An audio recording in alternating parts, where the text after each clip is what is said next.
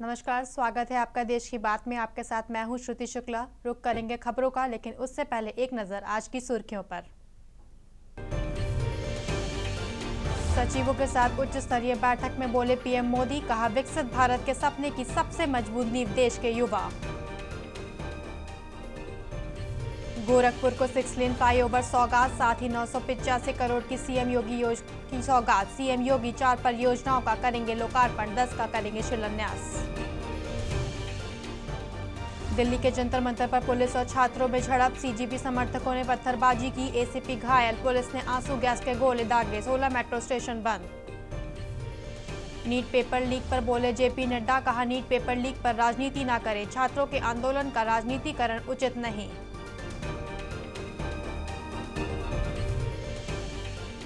राज्यों के शिक्षा मंत्रियों के सम्मेलन में बोले केंद्रीय शिक्षा मंत्री धर्मेंद्र प्रधान, एनईपी के प्रभावी क्रियान्वयन पर सहयोग का आह्वान, शिक्षा सुधारों के अगले चरण की होगी शुरुआत। हरिद्वार में कांवड़ मेले की तैयारियों को लेकर सीएम धामी सख्त, कहा नाम बदलकर नहीं खोल सकेंगे दुकानें, गंदगी और मिलावट पर होगी सख्त कार्रवाई। आप देख रहे हैं के न्यूज, खबरों का सारथी। अब रुक करेंगे खबरों की ओर। खबर दिल्ली से है, जहां लोकसभा नेता प्रतिपक्ष राहुल गांधी ने नई दिल्ली स्थित कांग्रेस मुख्यालय इंदिरा भवन में प्रेस कॉन्फ्रेंस की। संबोधन से पहले उन्होंने एक वीडियो दिखाया जिसमें छात्र प्रदर्शन के दौरान पुलिस कार्रवाई दिखाई गई। इसके बाद राहुल गांधी ने कहा कि देश के छात्र शांतिपूर्ण तरीके से अपनी मांगे उठा रहे हैं और वे केवल निष्पक्ष शिक्षा व्यवस्था की मांग कर रहे हैं। उन्होंने आरोप लगाया कि पेपर लीक जैसी घटनाओं से छात्र लगातार मानसिक तनाव झेल रहे हैं और कुछ छात्रों ने आत्महत्या तक की है। राहुल गांधी ने दावा किया कि भारत की शिक्षा व्यवस्था, जो कभी दुनिया की सर्वश्रेष्ठ व्यवस्थाओं में गिनी जाती थी, अब प्रभावी हो चुकी है। उन्होंने कहा कि पिछले 10 वर्षों में 152 बार प्रश्न पत्र लीक हुए हैं।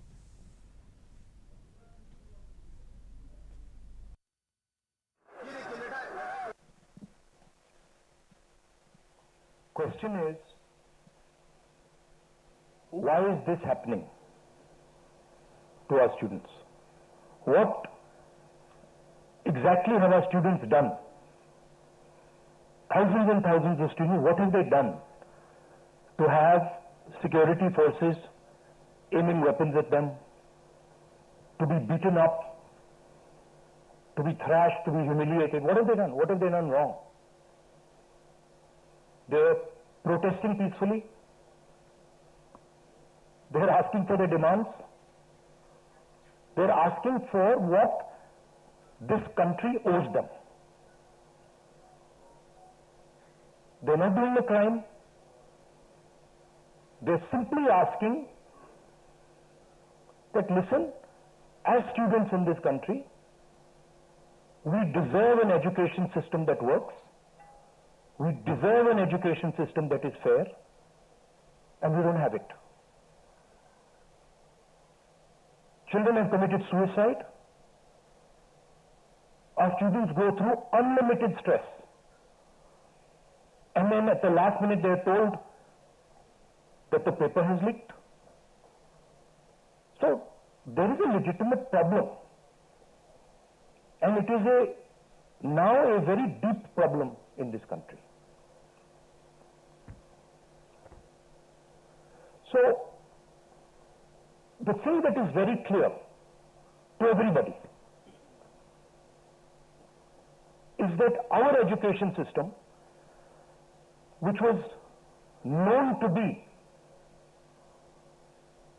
one of the best education systems in the world, is today a rigged system. I don't say this lightly.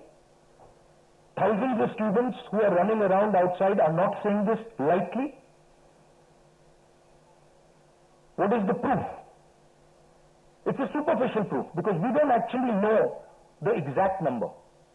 But what we do know is that 152 paper leaks have taken place over the last decade.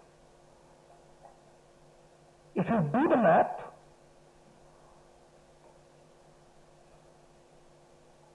so one a month approximately. Every month, lakhs of students are told that all the stress that you went through, you're going to have to go through again. संसद के monsoon सत्र के तीसरे दिन NEET परीक्षा में कथित paper leak के मुद्दे पर लोकसभा और राज्यसभा में विपक्ष के हंगामे के चलते दोनों सदनों की कार्यवाही बाधित रही। राज्यसभा में विपक्ष के नेता मल्लिकार्जुन खड़गे ने शिक्षा मंत्री धर्मेंद्र प्रधान के इस्तीफे और नियम 200 के तहत चर्चा की मांग की, जबकि सदन के नेता जेपी नड्डा ने कहा कि सरकार सभी मुद्दों पर चर्चा के लिए तैयार है। लोकसभा में केंद्रीय संसदीय कार्य मंत्री किरेन रिजिजू ने भी कहा कि सरकार हर तरह की चर्चा के पक्ष में है, लेकिन चर्चा सदन के नियमों के तहत ही होगी। इसके बावजूद विपक्ष की नारेबाजी जारी रही और कार्यवाही स्थगित करनी पड़ी।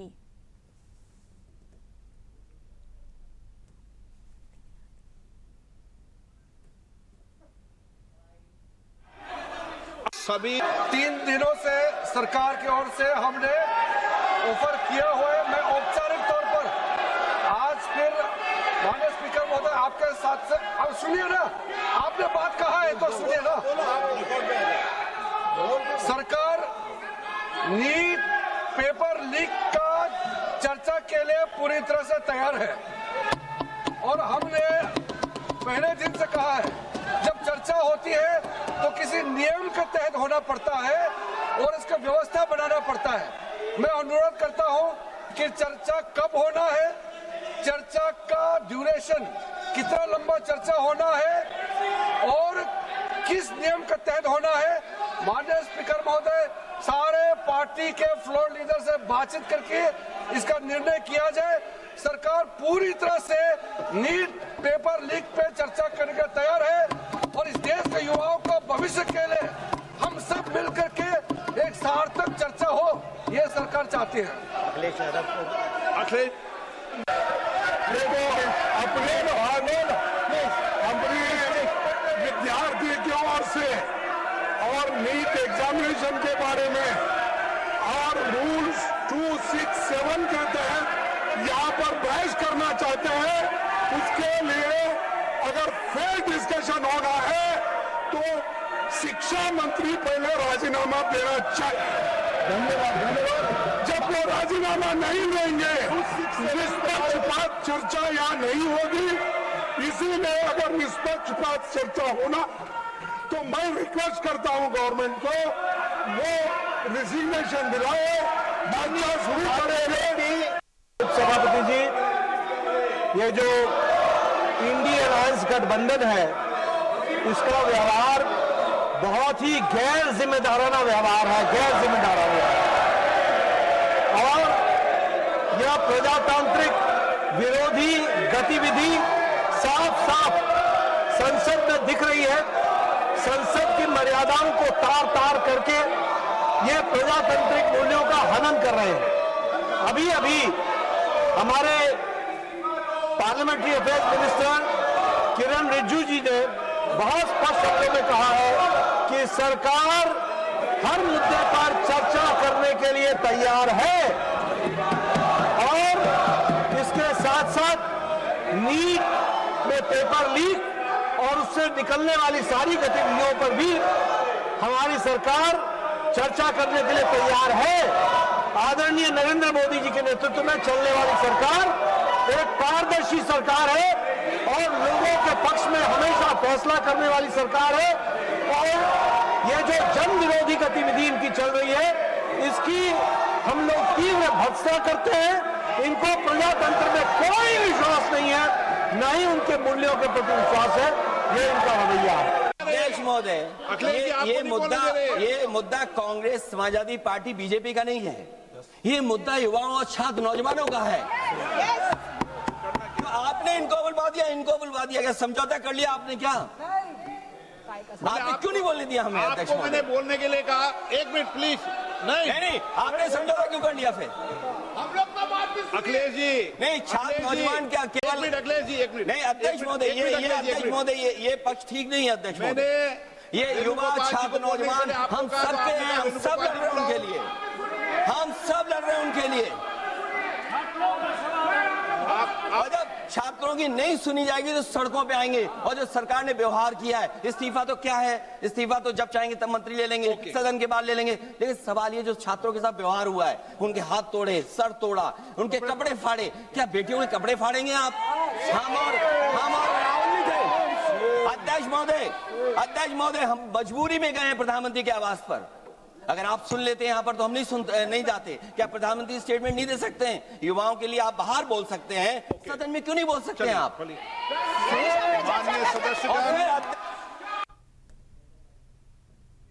संसद के मानसून सत्र के दौरान युवाओं और छात्रों के मुद्दों पर जारी सियासी घमासान के बीच रक्षा मंत्री राजनाथ सिंह ने विपक्ष पर जोरदार हमला बोला है। रक्षा मंत्री राजनाथ सिंह ने कहा कि यह बेहद दुर्भाग्यपूर्ण है कि कुछ लोग देश के छात्रों और युवाओं का इस्तेमाल अपने राजनीतिक हथियार के रूप में कर रहे हैं। उन्होंने इसे छात्रों को भटकाने का एक असफल प्रयास करार दिया। दिल्ली में जारी विरोध प्रदर्शन यह गंभीर चिंता का विषय है और यह अत्यंत दुर्भाग्यपूर्ण है कि हमारे देश के छात्रों और नौजवानों को कुछ लोग अपने राजनीतिक स्वार्थों की पूर्ति के लिए एक राजनीतिक औजार के रूप में इस्तेमाल करने का प्रयास कर रहे हैं। प्रधानमंत्री मोदी जी के नेतृत्व में हमारी सरकार विद्यार्थियों और नौजवानों की आकांक्षाओं को पूरा करने और उनके कल्याण के प्रति पूरी तरह से प्रतिबद्ध है और हमारे छात्रों की हर चिंता को सुनना और उसका समाधान करना यह हम सबकी जिम्मेदारी है। मुझे पूर्ण विश्वास है कि भारत के जागरूक, परिपक्व और हमारे विवेकशील नौजवान ऐसे भ्रामक प्रयासों को भली भांति समझते हैं और वे प्रगति, विकास तथा राष्ट्र निर्माण के ही वो मार्ग को चुनेंगे। मैं पूरी तरह से आश्वस्त हूं। हम इस बात के लिए भी पूरी तरह से प्रतिबद्ध हैं कि किसी भी व्यक्ति, विशेषकर हमारे छात्रों और नौजवानों के साथ किसी भी प्रकार का अन्याय न हो और विपक्ष के कुछ नेताओं द्वारा मैन्युफैक्चर्ड एक सेंस ऑफ एंगर, आक्रोश लोगों के अंदर केवल जनता, विशेषकर बच्चों के नौजवानों को भ्रमित करने और गुमराह करने का मैं मानता हूं कि यह असफल प्रयास है। युवाओं की भावनाओं और उनकी चिंताओं के प्रति हम पूरी तरह से संवेदनशील हैं और यह संसद का सत्र इस समय चल रहा है। सरकार ने हर मुद्दे पर सार्थक बहस करने की भी बात की है और कई बार अपनी बात को दोहराया भी है, मगर विपक्ष संसद में नहीं बल्कि सड़क पर मुद्दों का समाधान करने का मैं मानता हूं अनुचित प्रयास कर रहा है और लोकतंत्र के मुद्दों पर चर्चा करने की जगह संसद भवन है जहां विपक्ष अपनी बात कहने के लिए पूरी तरह से स्वतंत्र है। इसलिए यदि विपक्ष गंभीर है तो मौजूदा मानसून सत्र को सुचारू रूप से चलाने में व्यवधान न उत्पन्न करे और संसद में जिन भी मुद्दों पर वह चर्चा करना चाहता है वो मुद्दों पर चर्चा करे और सदन का और सरकार का ध्यान आकर्षित करे। खबर बिहार की राजधानी पटना से है। नीट परीक्षा के कथित पेपर लीक मामले को लेकर सियासी संग्राम अब संसद में सड़क तक पहुंच गया है। बिहार की राजधानी पटना में ऑल इंडिया स्टूडेंट एसोसिएशन के कार्यकर्ताओं ने लोक भवन मार्च निकाला। प्रदर्शन के दौरान पुलिस और प्रदर्शनकारियों के बीच तीखी नोकझोंक और धक्का मुक्की हुई। प्रदर्शनकारियों ने आरोप लगाया कि उन्हें रोकने के लिए पुलिस ने लाठीचार्ज और वाटर कैनन का इस्तेमाल किया। वहीं पटना के सदाकत आश्रम के बाहर भाजपा और कांग्रेस कार्यकर्ता आमने सामने आ गए। दोनों पक्षों के बीच पहले नोकझोंक हुई जो बाद में पथराव और लाठीचार्ज तक पहुंच गया।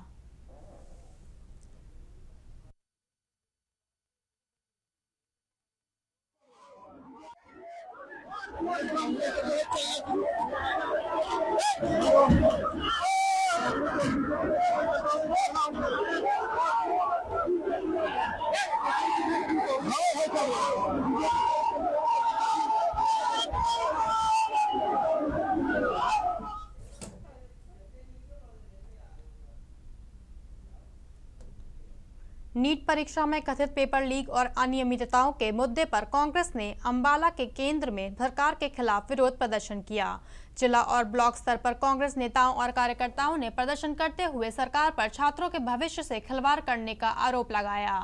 प्रदर्शन के दौरान कांग्रेस नेताओं ने कहा कि छात्रों को न्याय मिलना चाहिए और मामले के दोषियों पर कड़ी कार्रवाई होनी चाहिए। उन्होंने शिक्षा मंत्री से इस्तीफे की मांग भी उठाई। प्रदर्शनकारियों ने केंद्र सरकार के खिलाफ नारेबाजी करते हुए राष्ट्रपति के नाम ज्ञापन सौंपने के लिए डीसी कार्यालय की ओर कूच किया। ब्लॉक प्रधान विनोद धीमान ने कहा कि पिछले वर्षों में कई पेपर लीक की घटनाओं से करोड़ों छात्रों का भविष्य प्रभावित हुआ है।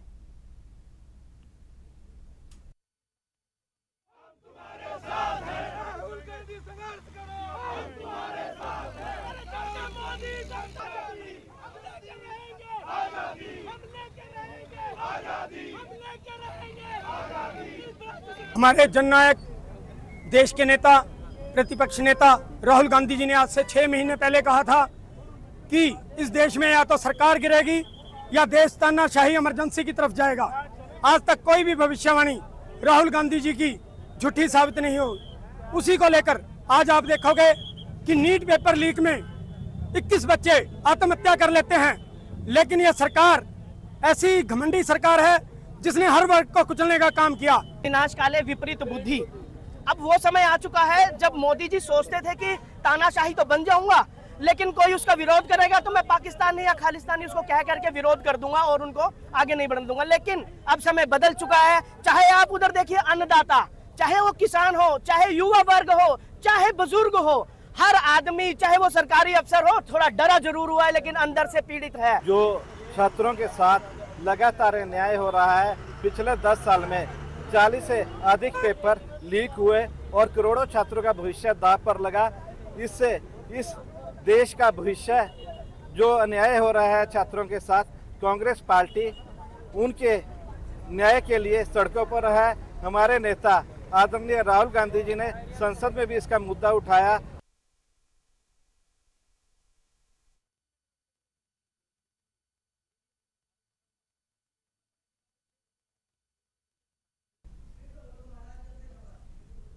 महाराजगंज से खबर है,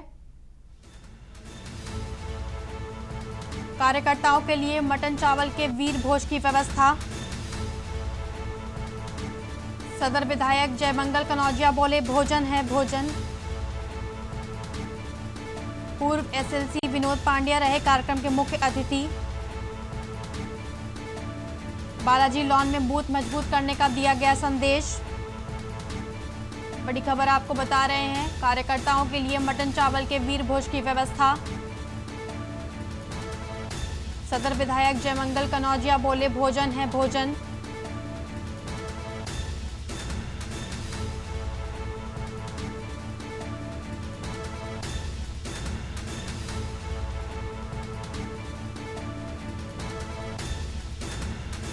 कार्यकर्ताओं के लिए मटन चावल के वीर भोज की व्यवस्था।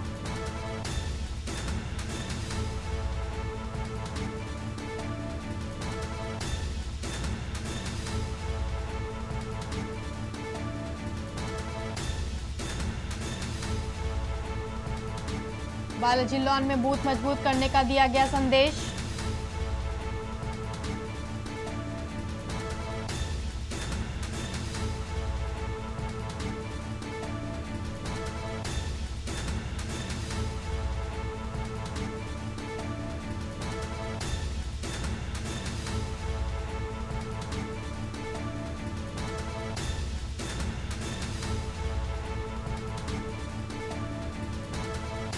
कार्यकर्ताओं के लिए मटन चावल के वीर भोज की व्यवस्था।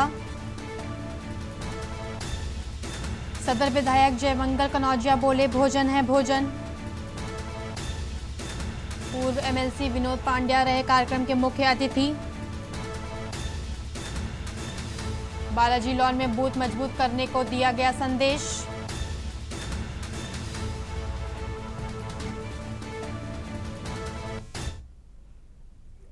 खबर गोगामेड़ी से है, जहां श्री जहरवीर गोगाजी महाराज मंदिर में देवस्थान विभाग के पुजारी देवीलाल चौधरी के साथ मारपीट का वीडियो सोशल मीडिया पर वायरल हो रहा है। बताया जा रहा है कि मंगलवार शाम आरती के बाद मंदिर परिसर के बाहर वारदात को अंजाम दिया गया। सूचना मिलने पर मौके पर मौजूद अन्य पुजारियों ने बीच बचाव किया और पुलिस को जानकारी दी। गोगामेड़ी थाना पुलिस मामले की जांच कर रही है। थाना प्रभारी के अनुसार अभी तक किसी भी पक्ष की ओर से मामला दर्ज नहीं कराया गया है। के न्यूज़ वायरल वीडियो की पुष्टि नहीं करता है।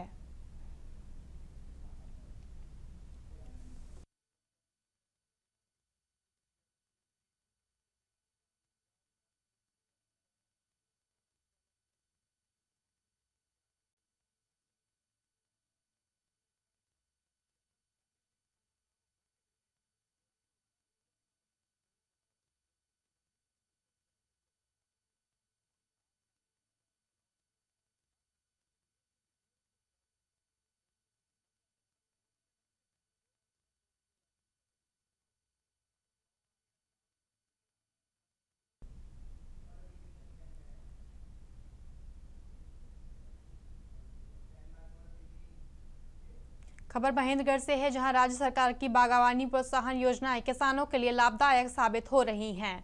जिले के धरसू, महरमपुर और डेरोली आहिर गांव के किसानों ने पारंपरिक खेती छोड़कर फल और सब्जियों की खेती अपनाई है, जिससे उनकी आय में उल्लेखनीय बढ़ोतरी हुई है। धरसू के किसान तरनवीर सिंह ने माल्टा, किल्लू, आम, अंजीर और चीकू के बाग के साथ सब्जियों की खेती पर सरकारी सब्सिडी का लाभ लिया है। वहीं डेरोली अहिर के किसान अजय खोशिया ने मौसमी नींबू, किन्नू और आंवले की बागवानी शुरू कर लाखों रुपए का अनुदान प्राप्त किया है।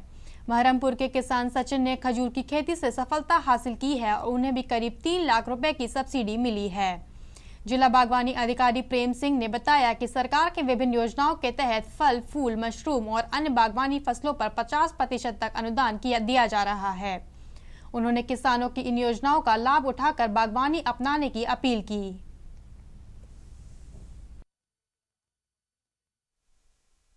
नाम अजय खोशिया है, मेरा गांव है डेरोली अहिर और मैंने ये बागवानी के नाम 2023 में स्टार्ट की थी हरियाणा गवर्नमेंट के थ्रू।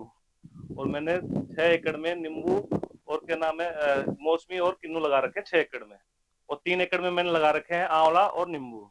ये सारे पौधे हैं, ये मैंने हरियाणा गवर्नमेंट के तहत जो स्कीम थी उस स्कीम के थ्रू लगाए हैं और मेरे को लगभग में 3 लाख रुपए मौसमी में सब्सिडी मिल चुकी है, 3,01,000 और 3,41,44,000 मेरे को मिले हैं विडर जो आता है अपना हलाई के लिए आता है विडर, उसके लिए। मैंने ये खजूर के पेड़ लगाए थे 2.5 एकड़ में, लगभग मेरे को 3 लाख रुपए की सब्सिडी मिली है और खजूर के अच्छे फल आ रहे हैं। मैंने सेब भी लगाए थे, सेब का भी फल नहीं आए हैं।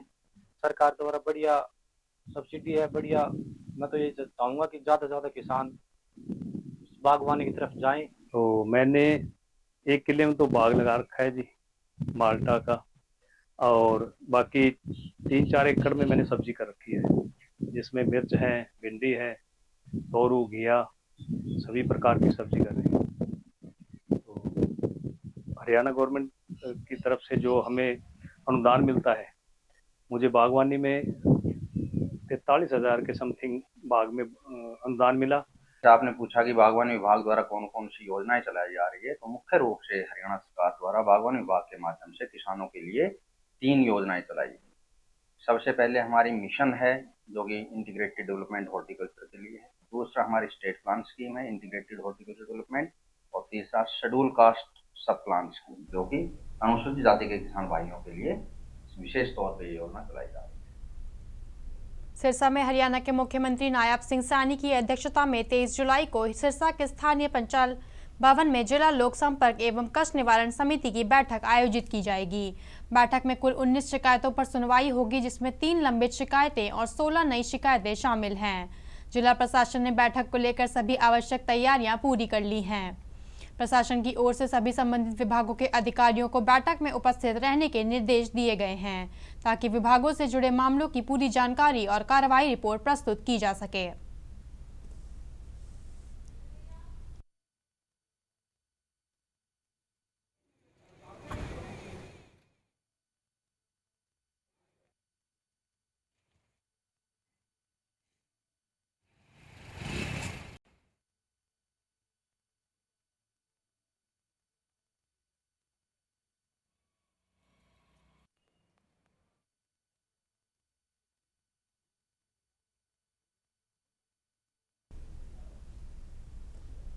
अंबाला शहर में कांग्रेस के प्रदर्शन को लेकर राजनीतिक विवाद गहरा गया है। भाजपा ने आरोप लगाया है कि कांग्रेस कार्यकर्ताओं ने बेटी बचाओ बेटी पढ़ाओ चौक पर बिना अनुमति और अनियंत्रित तरीके से प्रधानमंत्री नरेंद्र मोदी का पुतला दहन किया।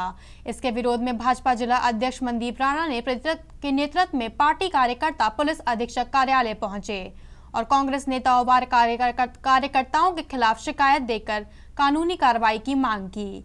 भाजपा का कहना है कि लोकतंत्र में विरोध का अधिकार सभी को है, लेकिन वह कानून और मर्यादा के दायरे में होना चाहिए।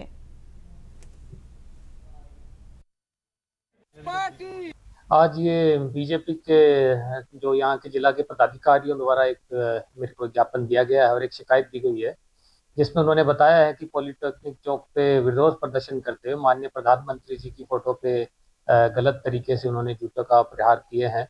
ये बड़ा ही उन्होंने सीरियसली इस पे कार्रवाई करने की मांग की है। इस शिकायत को अभी प्राप्त हुई है, इसकी ये कानूनी जांच करते हुए जो भी व्यक्ति है जिनके ऊपर आरोप लगाया है उनके खिलाफ कार्रवाई की जाएगी। देखिए, आज भारतीय जनता पार्टी जिला अम्बाड़ा के हमारे सभी मंडल के साथी, पार्षद साथी इकट्ठे हुए हैं, क्योंकि आज जो कांग्रेस पार्टी के द्वारा जो देश के प्रधानमंत्री आदरणीय नरेंद्र मोदी जी का पुतला फूकने पर उन्होंने जिस प्रकार से जूते चप्पल का प्रयोग किया, ये बिल्कुल अशोभनीय है, बिल्कुल निंदनीय है। आज सभी भारतीय जनता पार्टी के कार्यकर्ता और आमजन में भारी रोष है, क्योंकि आज देश के प्रधानमंत्री एक संवैधानिक पद के संवैधानिक पद के ऊपर बैठे हैं, तो इस प्रकार का काम करना बिल्कुल निंदनीय है। तो एसपी साहब से मिले थे कि उनके खिलाफ जो है कांग्रेस के कार्यकर्ता जो उनके पदाधिकारी हैं उनके खिलाफ सख्त से सख्त कार्रवाई।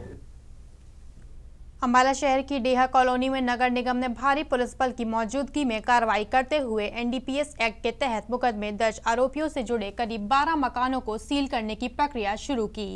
अभियान के दौरान पूरे क्षेत्र में सुरक्षा के कड़े इंतजाम किए गए ताकि किसी प्रकार की अप्रिय स्थिति उत्पन्न न हो। सिटी थाना प्रभारी सुनीता ढाका ने बताया कि नगर निगम के अभियान को देखते हुए पर्याप्त पुलिस बल तैनात किया गया था।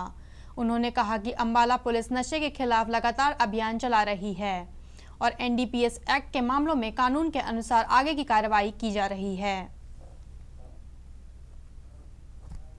देखिए, आज नगर निगम द्वारा से हमारे एक लाइन ऑर्डर के लिए नोटिस गया था, वो सूचना पत्र गया था, तो इसमें हमने लाइन ऑर्डर की फोर्स लेके आए हैं जो ये मकान सील कर रहे हैं। तो इन्होंने 3 नोटिस पहले दे चुके हैं नगर निगम, तो आज ये सील करने के लिए हमसे लाइन ऑर्डर की मदद मांगी थी, जिसमें हम इनके साथ हैं। और 2-3 मकान आपने देखा होगा अभी सील हो चुके हैं, तो बाकी 12 टोटल मकान है उनको सील करना है। कारण क्या है? ये जो इन्होंने एनडीपीएस से मामले में जो जिस पे मुकदमे दर्ज थे।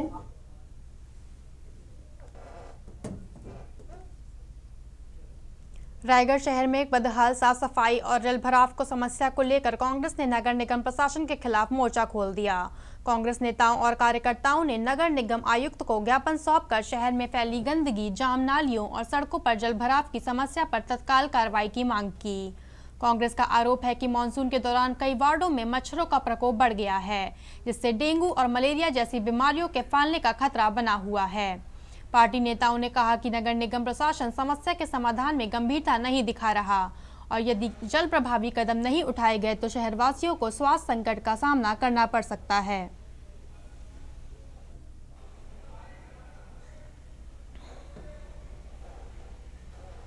निगम से हम लोगों ने ज्ञापन सौंपा। उस ज्ञापन में ये है कि शहर में जो साफ सफाई व्यवस्था उसका जायजा निकल गया है और मच्छरों की तादाद जो है वो बहुत ज़्यादा बढ़ गई है।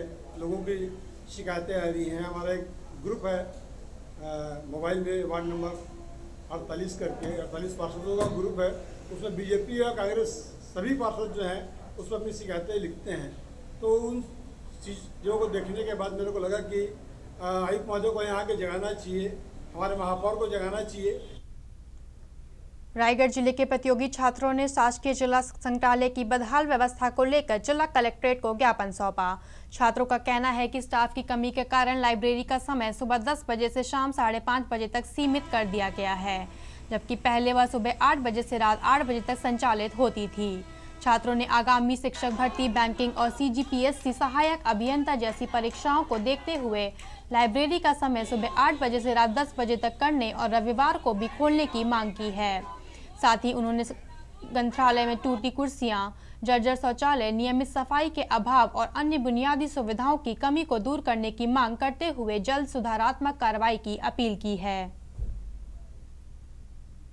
जो शासकीय जिला ग्रंथालय है वहाँ पे विभिन्न प्रकार की समस्याएं बता रही हैं। पहला समस्या तो ये है कि जो पहले 8 बजे से रात में सुबह 8 बजे से रात्रि 8 बजे तक ग्रंथालय खुला रहता था। अब ये बता रहे हैं कि वहाँ पे अब 10 बजे से लेकर 5 बजे तक खोला जाएगा। तो ये लोगों के लिए थोड़ी दिक्कत आ रहा है, ऐसा इनका कहना है। तो ये उसके साथ साथ और लगभग 5 पॉइंट पे और इनके द्वारा ज्ञापन सौंपा गया है। ग्रंथालय का एक विद्यार्थी हूँ जो कि गवर्नमेंट एग्जाम का तैयारी कर रहा हूँ और हमारे लाइब्रेरी में कुछ प्रॉब्लम है, उसके लेकर हम लोग कलेक्टर सर से मिलने आए थे। तो हम लोग ज्ञापन सौंपे हैं, तो देखते हैं समस्या का सॉल्व हो पाता है कि नहीं। क्या समस्या ये था कि अभी लाइब्रेरी जो सुबह 8 बजे से लेकर रात को 8 बजे तक ओपन होता था, उसका टाइमिंग अब 10 बजे से लेकर 5 बजे तक कर दिया गया है। फिलहाल देश के बाद में मेरे साथ इतना ही। मुझे दीजिए इजाजत। नमस्कार।